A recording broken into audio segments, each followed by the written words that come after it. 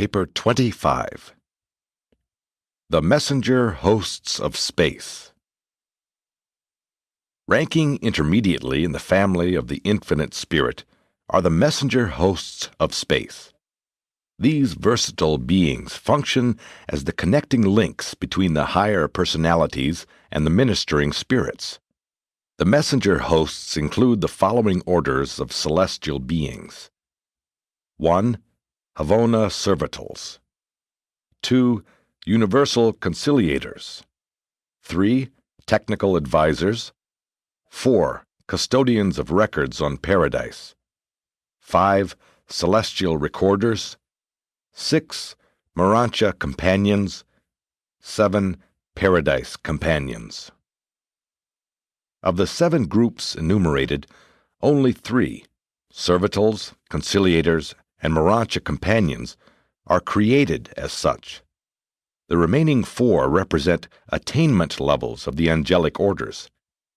In accordance with inherent nature and attained status, the messenger hosts variously serve in the universe of universes, but always subject to the direction of those who rule the realms of their assignment.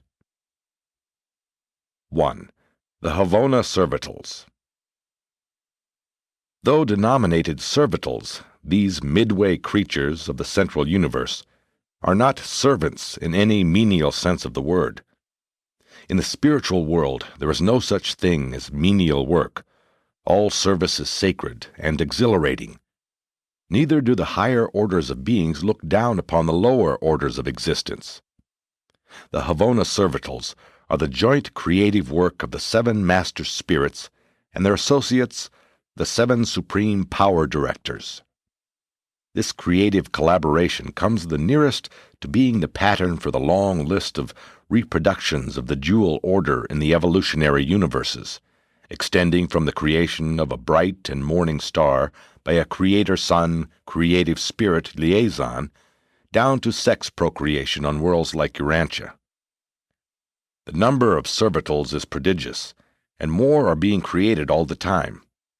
They appear in groups of 1,000 on the 3rd moment following the assembly of the master spirits and the supreme power directors at their joint area in the far northerly sector of Paradise. Every 4th servital is more physical in type than the others. That is, out of each 1,000, 750 are apparently true to spirit type, but 250 are semi-physical in nature. These 4th creatures are somewhat on the order of material beings, material in the Havona sense, resembling the physical power directors more than the master spirits. In personality relationships, the spiritual is dominant over the material, even though it does not now so appear on Urantia. And in the production of Havona Servitals, the law of spirit dominance prevails.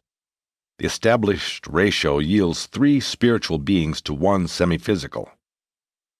The newly created servitals, together with newly appearing graduate guides, all pass through the courses of training which the senior guides continuously conduct on each of the 7 Havona circuits. Servitals are then assigned to the activities for which they are best adapted, and since they are of 2 types, spiritual and semi-physical, there are few limits to the range of work these versatile beings can do. The higher or spirit groups are assigned selectively to the services of the Father, the Son, and the Spirit, and to the work of the 7 master spirits. In large numbers they are dispatched from time to time to serve on the study worlds encircling the headquarters spheres of the 7 superuniverses, the worlds devoted to the final training and spiritual culture of the ascending souls of time who are preparing for advancement to the circuits of Havona. Both spirit servitals and their more physical fellows are also designated assistants and associates of the graduate guides in helping and instructing the various orders of ascending creatures who have attained Havona and who seek to attain paradise. The Havona servitals and the graduate guides manifest a transcendent devotion to their work and a touching affection for one another, an affection which, while spiritual, you could only understand by comparison with the phenomenon of human love.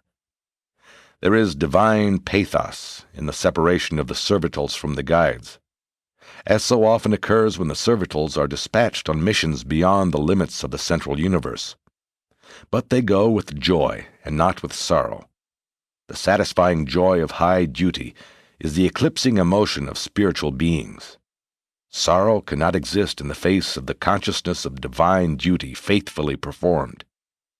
And when man's ascending soul stands before the Supreme Judge, the decision of eternal import will not be determined by material successes or quantitative achievements. The verdict reverberating through the high courts declares, "Well done, good and faithful servant. You have been faithful over a few essentials. You shall be made ruler over universe realities." On Superuniverse service, the Havona servitals are always assigned to that domain presided over by the Master Spirit whom they most resemble in general and special spirit prerogatives. They serve only on the educational worlds surrounding the capitals of the 7 superuniverses, and the last report of Uversa indicates that almost 138 billion servitals were ministering on its 490 satellites. They engage in an endless variety of activities in connection with the work of these educational worlds, comprising the superuniversities of the superuniverse of Ovantan. Here they are your companions. They have come down from your next career to study you and to inspire you with the reality and certainty of your eventual graduation from the universes of time to the realms of eternity. And in these contacts, the servitals gain that preliminary experience of ministering to the ascending creatures of time, which is so helpful in their subsequent work on the Havona circuits as associates of the graduate guides, or, as translated servitals, as graduate guides themselves. 2. The Universal Conciliators. For every Havona servital created, 7 universal conciliators are brought into being, 1 in each superuniverse. This creative enactment involves a definite superuniverse technique of reflective response to transactions taking place on Paradise. On the headquarters worlds of the 7 superuniverses, there function the 7 reflections of the 7 master spirits. It is difficult to undertake to portray the natures of these reflective spirits to material minds. They are true personalities. Still, each member of a superuniverse group is perfectly reflective of just one of the 7 master spirits. And every time the master spirits associate themselves with the power directors for the purpose of creating a group of Havona servitals, there is a simultaneous focalization upon one of the reflective spirits in each of the superuniverse groups, and forthwith and full-fledgedly an equal number of universal conciliators appear on the headquarters worlds of the supercreations. If, in the creation of servitals, Master Spirit number 7 should take the initiative, none but the reflective spirits of the 7th order would become pregnant with conciliators. And concurrently with the creation of 1,000 Orvanton-like servitals, 1,000 of the 7th order conciliators would appear on each superuniverse capital. Out of these episodes, reflecting the 7-fold nature of the master spirits, arise the 7 created orders of conciliators serving in each superuniverse. Conciliators of pre-paradise status do not serve interchangeably between superuniverses, being restricted to their native segments of creation. Every superuniverse core, embracing 1/7 of each created order, therefore spends a very long time under the influence of one of the master spirits, to the exclusion of the others, for, while all 7 are reflected on the superuniverse capitals, only one is dominant in each supercreation. Each of the 7 supercreations is actually pervaded by that one of the master spirits who presides over its destinies. Each superuniverse thus becomes like a gigantic mirror, reflecting the nature and character of the supervising master spirit, and all of this is further continued in every subsidiary local universe by the presence and function of the creative mother spirits. The effect of such an environment upon evolutionary growth is so profound that in their post-super-universe careers, the conciliators collectively manifest 49 experiential viewpoints, or insights, each angular, hence incomplete, but all mutually compensatory, and together tending to encompass the circle of supremacy. In each super-universe, the universal conciliators find themselves strangely and innately segregated into groups of 4, associations in which they continue to serve. In each group, 3 are spirit personalities, and 1, like the 4th creatures of the servitals, is a semi-material being. This quartet constitutes a conciliating commission and is made up as follows. 1. The judge-arbiter. The one unanimously designated by the other 3 is the most competent and best qualified to act as judicial head of the group. 2. The spirit advocate. The one appointed by the judge-arbiter to present evidence and to safeguard the rights of all personalities involved in any matter assigned to the adjudication of the conciliating commission. 3. The divine executioner. The conciliator qualified by inherent nature to make contact with the material beings of the realms and to execute the decisions of the commission. Divine executioners, being 4th creatures, quasi-material beings, are almost but not quite visible to the short-range vision of the mortal races. 4. The recorder. The remaining member of the commission automatically becomes the recorder, the clerk of the tribunal. He makes certain that all records are properly prepared for the archives of the super-universe and for the records of the local universe. If the commission is serving on an evolutionary world, a 3rd report, with the assistance of the executioner, is prepared for the physical records of the system government of jurisdiction. When in session, a commission functions as a group of 3, since the advocate is detached during adjudication and participates in the formulation of the verdict only at the conclusion of the hearing. Hence, these commissions are sometimes called referee trios. The conciliators are of great value in keeping the universe of universes running smoothly. Traversing space at the seraphic rate of triple velocity, they serve as the traveling courts of the worlds, commissions devoted to the quick adjudication of minor difficulties. Were it not for these mobile and eminently fair commissions, the tribunals of the spheres would be hopelessly overspread with the minor misunderstandings of the realms. These referee trios do not pass upon matters of eternal import. The soul, the eternal prospects of a creature of time, is never placed in jeopardy by their acts. Conciliators do not deal with questions extending beyond the temporal existence and the cosmic welfare of the creatures of time. But when a commission has once accepted jurisdiction of a problem, its rulings are final and always unanimous. There is no appeal from the decision of the judge-arbiter. 3. The far-reaching service of conciliators. Conciliators maintain group headquarters on the capital of their super-universe, where their primary reserve corps is held. Their secondary reserves are stationed on the capitals of the local universes. The younger and less experienced commissioners begin their service on the lower worlds like Urantia, and are advanced to the adjudication of greater problems after they have acquired riper experience.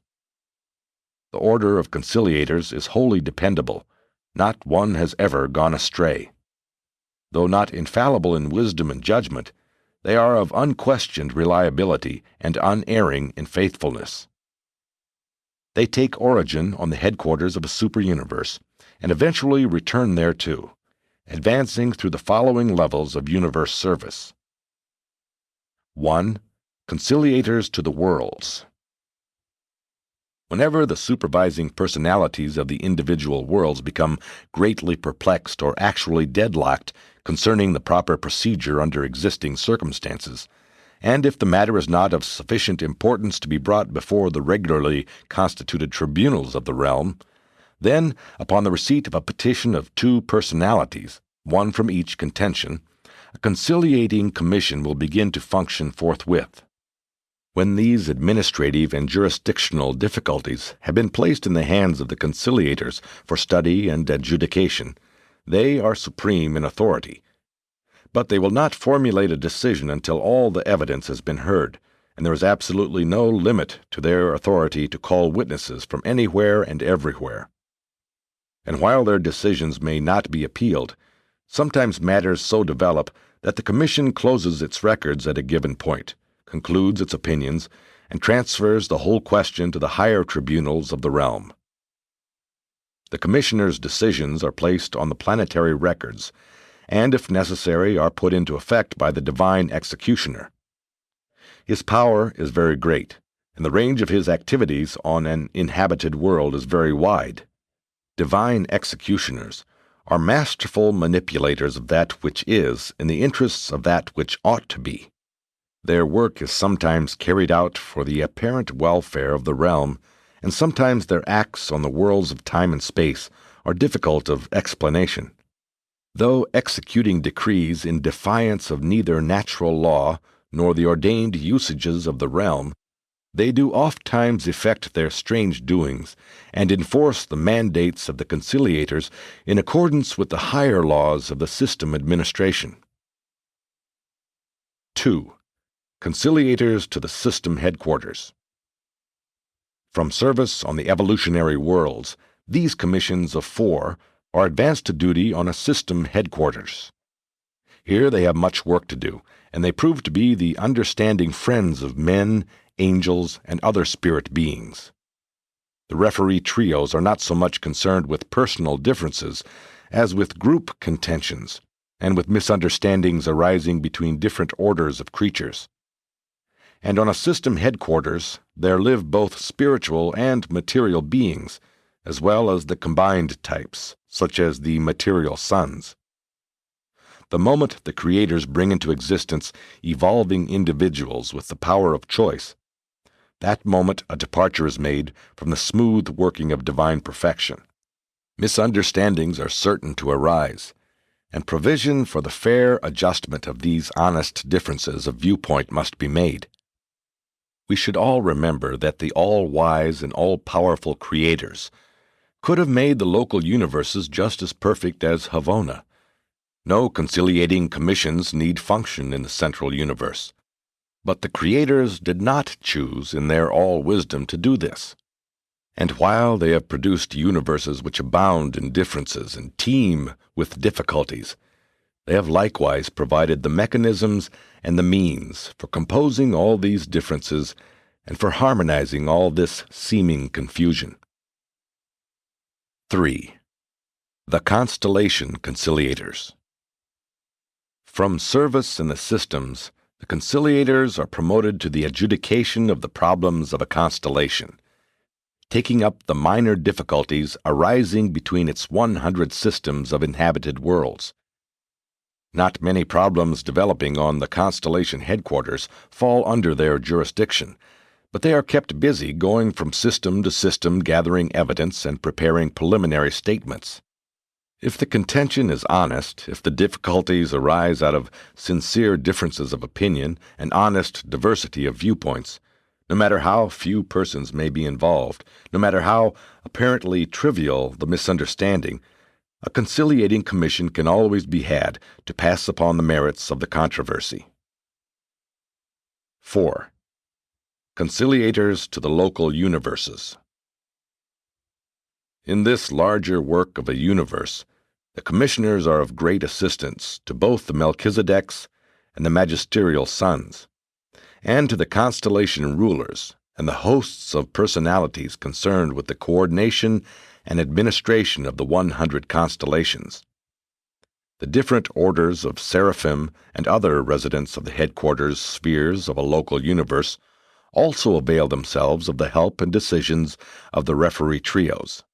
It is almost impossible to explain the nature of those differences which may arise in the detailed affairs of a system, a constellation, or a universe. Difficulties do develop, but they are very unlike the petty trials and travails of material existence as it is lived on the evolutionary worlds. 5. Conciliators to the Superuniverse minor sectors. From the problems of local universes, the commissioners are advanced to the study of questions arising in the minor sectors of their superuniverse. The farther they ascend inward from the individual planets, the fewer are the material duties of the divine executioner. Gradually he assumes a new role of mercy-justice interpreter, at the same time being quasi-material, keeping the commission as a whole in sympathetic touch with the material aspects of its investigations. 6. Conciliators to the superuniverse major sectors. The character of the work of the commissioners continues to change as they advance. There is less and less of misunderstanding to adjudicate, and more of mysterious phenomena to explain and interpret. From stage to stage they are evolving from arbiters of differences to explainers of mysteries, judges evolving into interpretative teachers. Arbiters of those who through ignorance permit difficulties and misunderstandings to arise, they once were, but they are now becoming instructors of those who are sufficiently intelligent and tolerant to avoid clashes of mind and wars of opinions. The higher a creature's education, the more respect he has for the knowledge, experience, and opinions of others. 7. Conciliators to the superuniverse. Here the conciliators become coordinate, 4 mutually understood and perfectly functioning arbiter-teachers. The divine executioner is divested of retributive power and becomes the physical voice of the spirit trio. By this time, these counselors and teachers have become expertly familiar with most of the actual problems and difficulties encountered in the conduct of superuniverse affairs. Thus they become wonderful advisors and wise teachers of the ascending pilgrims who are in residence on the educational spheres surrounding the headquarters worlds of the superuniverses. All conciliators serve under the general supervision of the Ancients of Days, and under the immediate direction of the image aids, until such time as they are advanced to paradise. During the paradise sojourn, they report to the Master Spirit, who presides over the superuniverse of their origin. The superuniverse registries do not enumerate those conciliators who have passed beyond their jurisdiction, and such commissions are widely scattered through the grand universe. The last report of registry on Uversa gives the number operating in Orvantan as almost 18 trillion commissions, over 70 trillion individuals. But these are only a very small fraction of the multitude of conciliators that have been created in Orvantan. That number is of an altogether higher magnitude, and is the equivalent of the total number of Havona servitals, with allowances for the transmutation into graduate guides. From time to time, as the numbers of the superuniverse conciliators increase, they are translated to the Council of Perfection on Paradise, from which they subsequently emerge as the coordinating core evolved by the infinite spirit for the universe of universes, a marvelous group of beings which is constantly increasing in numbers and efficiency. By experiential ascent and paradise training, they have acquired a unique grasp of the emerging reality of the Supreme Being, and they roam the universe of universes on special assignment. The members of a conciliating commission are never separated.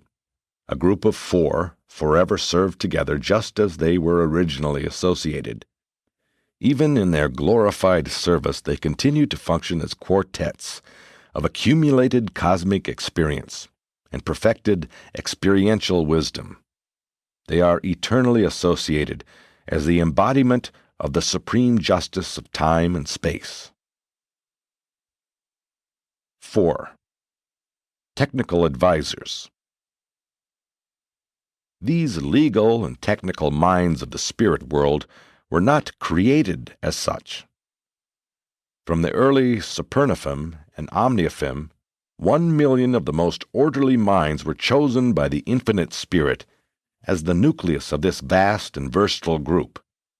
And ever since that far distant time, Actual experience in the application of the laws of perfection to the plans of evolutionary creation has been required of all who aspire to become technical advisors. The technical advisors are recruited from the ranks of the following personality orders. 1. The Superuniverses. 2. The Seconiverses. 3. The Tertiariverses. 4. The Omniverses. 5. The Seraphim. 6. Certain types of ascending mortals. 7. Certain types of ascending midwayers. At the present time, not counting the mortals and midwayers who are all of transient attachment, the number of technical advisors registered on Uversa and operating in Orvantan is slightly in excess of 61 trillion. Technical advisors frequently function as individuals, but are organized for service and maintain common headquarters on the spheres of assignment in groups of 7. In each group, at least 5 must be of permanent status, while 2 may be of temporary association. Ascending mortals and ascending midway creatures serve on these advisory commissions while pursuing the Paradise Ascent, but they do not enter the regular courses of training for technical advisors, nor do they ever become permanent members of the order. Those mortals and midwayers who serve transiently with the advisors are chosen for such work because of their expertness in the concept of universal law and supreme justice. As you journey toward your paradise goal, constantly acquiring added knowledge and enhanced skill, you are continuously afforded the opportunity to give out to others the wisdom and experience you have already accumulated. All the way into Havona, you enact the role of a pupil teacher. You will work your way through the ascending levels of this vast, experiential university by imparting to those just below you the newfound knowledge of your advancing career. In the universal regime, you are not reckoned as having possessed yourself of knowledge and truth until you have demonstrated your ability and your willingness to impart this knowledge and truth to others. After long training and actual experience, any of the ministering spirits above the status of cherubim are permitted to receive permanent appointment as technical advisors. All candidates voluntarily enter this order of service, but having once assumed such responsibilities, they may not relinquish them. Only the Ancients of Days can transfer these advisors to other activities.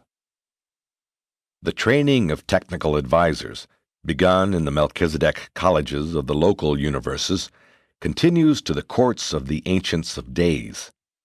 From this super-universe training, they proceed to the schools of the 7 circles, located on the pilot worlds of the Havona circuits.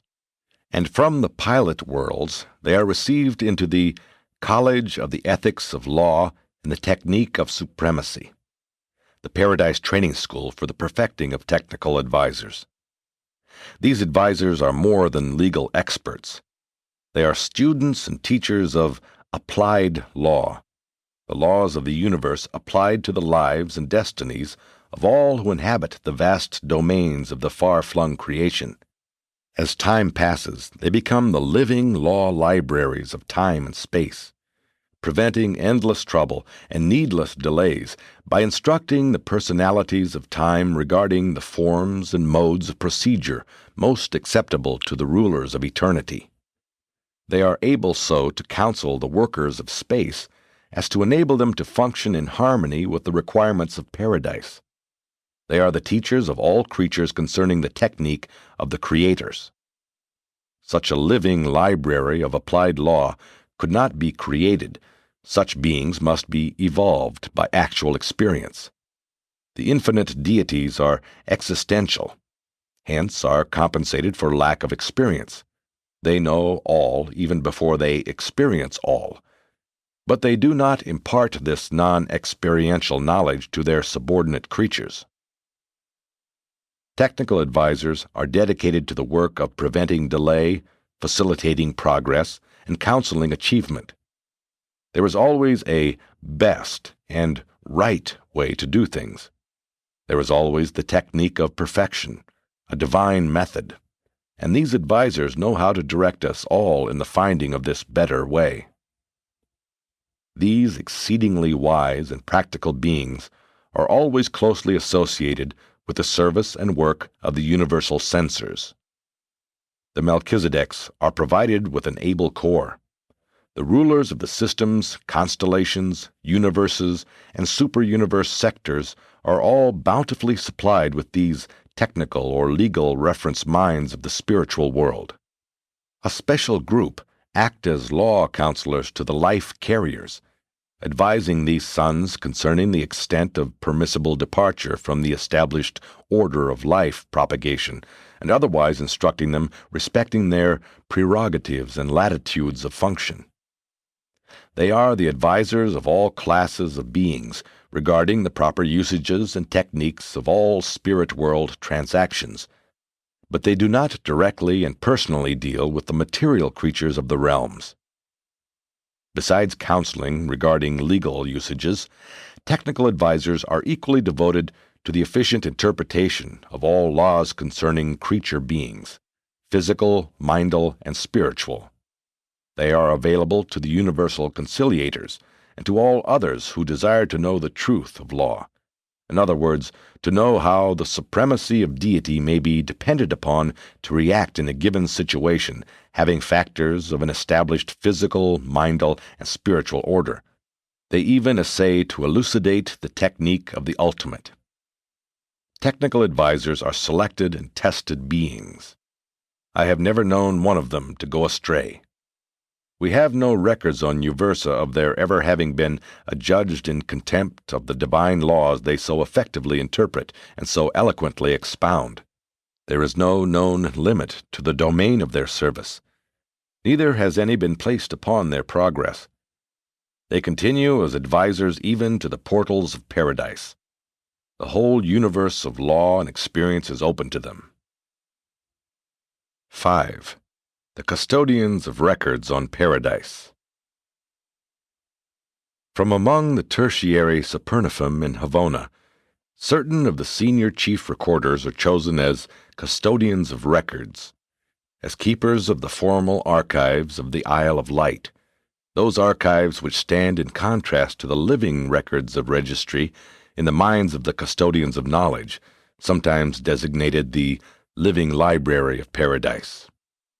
The recording angels of the inhabited planets are the source of all individual records.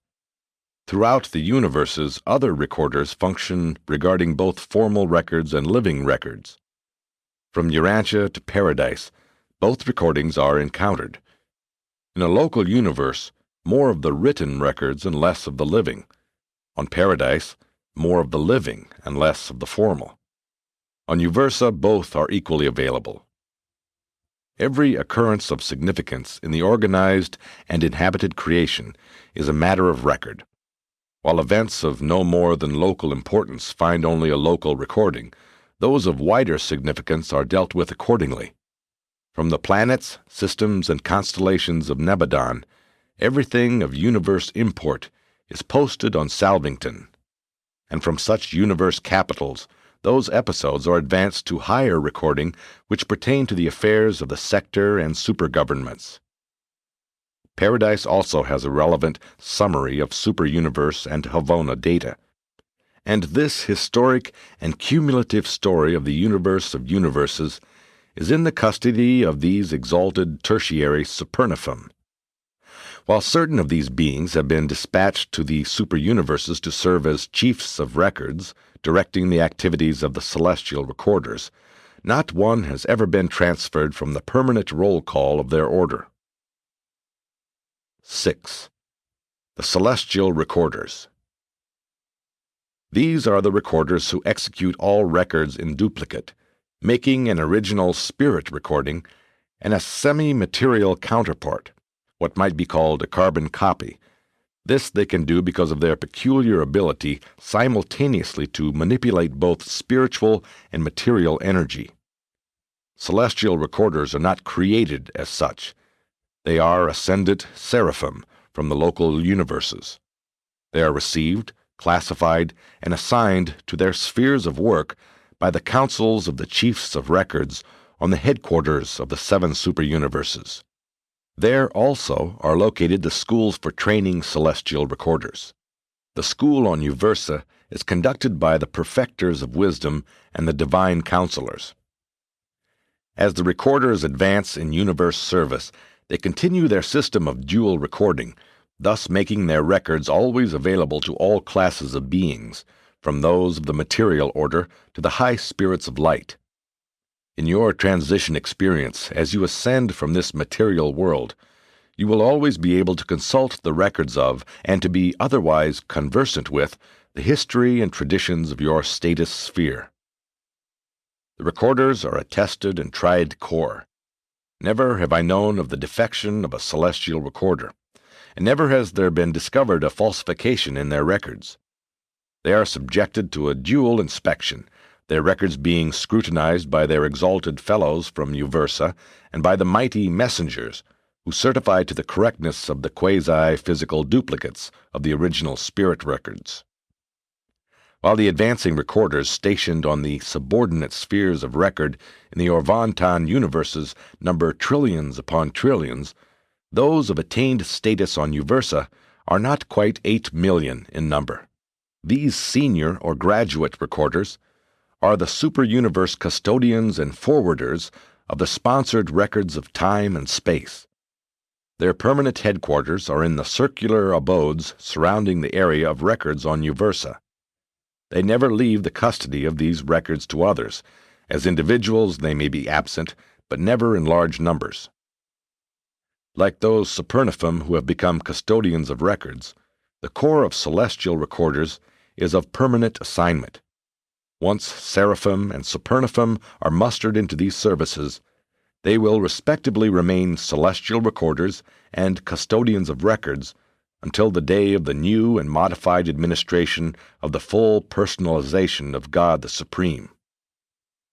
On Uversa, these senior celestial recorders can show the records of everything of cosmic import in all Urantia since the far distant times of the arrival of the Ancients of Days, while on the Eternal Isle the custodians of records guard the archives of that realm which testify to the transactions of paradise since the times of the personification of the infinite spirit. 7. The Urantia Companions. These children of the local universe mother spirits are the friends and associates of all who live the ascending Urantia life. They are not indispensable to an ascender's real work of creature progression, neither do they in any sense displace the work of the seraphic guardians, who often accompany their mortal associates on the paradise journey. The Urantia companions are simply gracious hosts to those who are just beginning the long inward ascent. They are also skillful play sponsors, and are ably assisted in this work by the reversion directors. Though you will have earnest and progressively difficult tasks to perform on the Urantia training worlds of Nebadon, you will always be provided with regular seasons of rest and reversion. Throughout the journey to paradise there will always be time for rest and spirit play.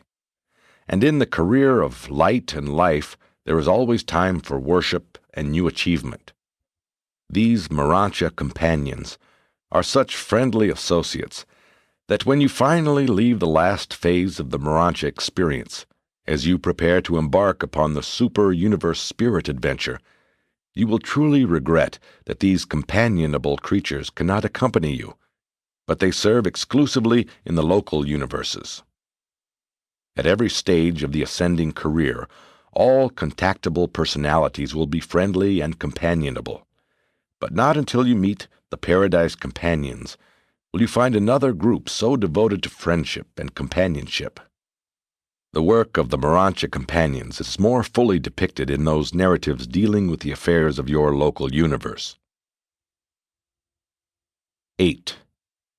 The Paradise Companions. The Paradise Companions are a composite or assembled group recruited from the ranks of the Seraphim, Seconifim, Supernifim, and Omnifim. Though serving for what you would regard as an extraordinary length of time, they are not of permanent status. When this ministry has been completed, as a rule, but not invariably, they return to those duties they performed when summoned to paradise service. Members of the angelic hosts are nominated for this service by the local universe mother spirits, by the superuniverse reflective spirits, and by Majeston of paradise. They are summoned to the central aisle and are commissioned as paradise companions by one of the 7 master spirits. Aside from permanent status on paradise, this temporary service of paradise companionship is the highest honor ever conferred upon the ministering spirits. These selected angels are dedicated to the service of companionship and are assigned as associates to all classes of beings who may chance to be alone on paradise, chiefly to the ascendant mortals, but also to all others who are alone on the central aisle. Paradise companions have nothing especial to accomplish in behalf of those with whom they fraternize. They are simply companions. Almost every other being you mortals will encounter during your paradise sojourn, aside from your fellow pilgrims, will have something definite to do with you or for you. But these companions are assigned only to be with you, and to commune with you as personality associates. They are often assisted in their ministry by the gracious and brilliant paradise citizens. Mortals come from races that are very social. The creators well know that it is not good for man to be alone, and provision is accordingly made for companionship, even on paradise. If you, as an ascendant mortal, should reach paradise in the company of the companion or close associate of your earthly career, or if your seraphic guardian of destiny should chance to arrive with you or were waiting for you, then no permanent companion would be assigned you. But if you arrive alone, a companion will certainly welcome you as you awaken on the Isle of Light from the terminal sleep of time. Even if it is known that you will be accompanied by someone of ascendant association, temporary companions will be designated to welcome you to the eternal shores, and to escort you to the reservation made ready for the reception of you and your associates. You may be certain of being warmly welcomed when you experience the resurrection into eternity on the everlasting shores of paradise. Reception companions are assigned during the terminal days of the ascender's sojourn on the last circuit of Havona, and they carefully examine the records of mortal origin and eventful ascent through the worlds of space and the circles of Havona. When they greet the mortals of time, they are already well versed in the careers of these arriving pilgrims, and immediately prove to be sympathetic and intriguing companions. During your pre-finaliter sojourn on paradise, if for any reason you should be temporarily separated from your associate of the ascending career, mortal or seraphic, a paradise companion would be forthwith assigned for counsel and companionship. When once assigned to an ascendant mortal of solitary residence on paradise, the companion remains with this person until he either is rejoined by his ascendant associates or is duly mustered into the corps of the finality. Paradise companions are assigned in order of waiting, except that an ascender is never placed in the charge of a companion whose nature is unlike his superuniverse type. If a Urantia mortal were arriving on paradise today, there would be assigned to him the first waiting companion either of origin in Orvantan or otherwise of the nature of the 7th master spirit. Hence the Omniaphim serve not with the ascended creatures from the 7 superuniverses. Many additional services are performed by the paradise companions. If an ascending mortal should reach the central universe alone, and while traversing Havona, should fail in some phase of the deity adventure, in due course he would be remanded to the universes of time, and forthwith a call would be made to the reserves of the paradise companions. One of this order would be assigned to follow the defeated pilgrim, to be with him and to comfort and cheer him, and to remain with him until he returned to the central universe to resume the paradise ascent. If an ascending pilgrim met defeat in the deity adventure while traversing Havona, in the company of an ascending seraphim, the guardian angel of the mortal career, she would elect to accompany her mortal associate. These seraphim always volunteer and are permitted to accompany their longtime mortal comrades back to the service of time and space. But not so with too closely associated mortal ascenders. If one attains God, while the other temporarily fails, the successful individual invariably chooses to go back to the evolutionary creations with the disappointed personality, but this is not permitted. Instead, a call is made to the reserves of the Paradise Companions, and one of the volunteers is selected to accompany the disappointed pilgrim. A volunteer Paradise citizen then becomes associated with a successful mortal, who tarries on the central aisle awaiting the Havona return of the defeated comrade, and in the meantime teaches in certain Paradise schools, presenting the adventurous story of the evolutionary ascent. Sponsored by One High in Authority from Uversa.